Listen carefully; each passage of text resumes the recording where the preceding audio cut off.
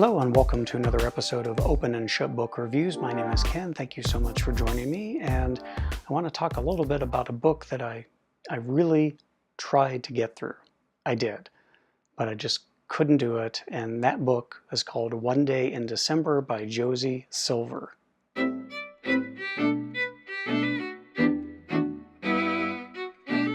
Now, I really wanted to like this. Okay, I'm a sucker for a love story, as evidenced by the fact that I saw Braveheart 14 times at the movie theater and Titanic 13 times. Not kidding. Now, I'm usually willing to suspend disbelief and just enjoy the tale. However, there is a well-worn trope that I just cannot abide by anymore. Now, for books and movies I've already spent time with, I can make an exception. But for new stuff, I just cannot invest the time. And that's what happened with this book. So, very basic plot synopsis. Our protagonist Lori sees a guy while she's on the bus and he's sitting on the bench of the bus station. They make eye contact, and at the last minute he decides he's going to try to get on the bus, but he doesn't make it.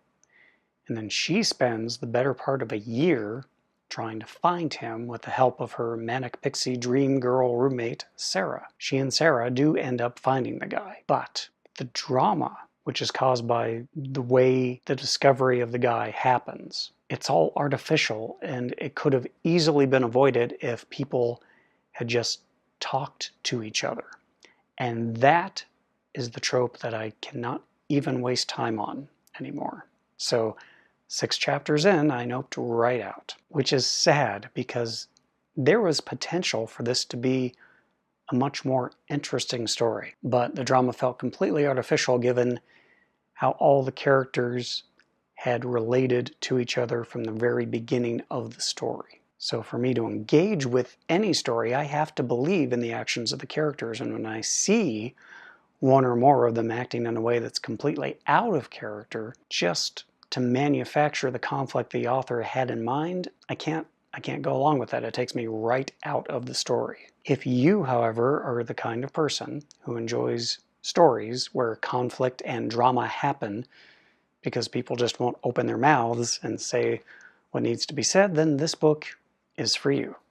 So for me to really rant about this book, I need to talk about stuff that's spoilerific. So brace yourself, here it comes, it's time for the spoilers.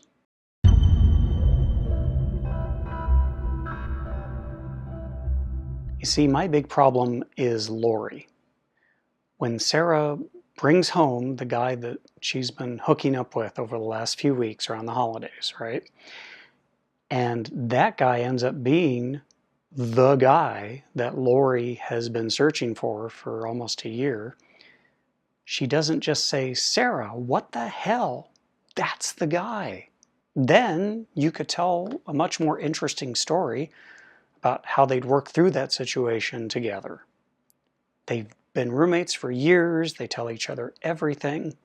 So for Lori to just all of a sudden clam up and keep quiet about the fact that her best friend is hooked up with her unicorn is completely false. It's a false thing for her to do. She would not do it. Also, there's no way Sarah doesn't know that her hookup is the guy.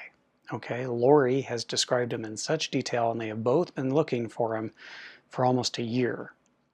Lori herself actually says, quote, "I've described him so many times, Sarah probably knows what he looks like more than I do." And as far as Sarah goes, she's described as one of those magical girls who can get any guy that she wants. So why the hell would she even take a chance of hooking up with a guy who looks so much like the guy that got away from her so-called best friend? I mean, who does that? What kind of friend is Sarah anyway? She's awful. And it was at that point in the book that I just had to nope out and say, I'm not going to do it. So yeah, that about sums up why I just gave up. All right, back to the normal part of the program. And that's it. I can't really say anything else about this book. For me, it was a turducken of suck. For those of you who do like that kind of story, I will put the link in the description below for you to grab the book for yourselves. And that's it. Thanks again for joining me. If you have any questions, please feel free to send them to me, ken@openandshutreviews.com. You can also follow me over on Twitter @oshutreviews. Until next time, I'm Ken McKim. You take care and read more books.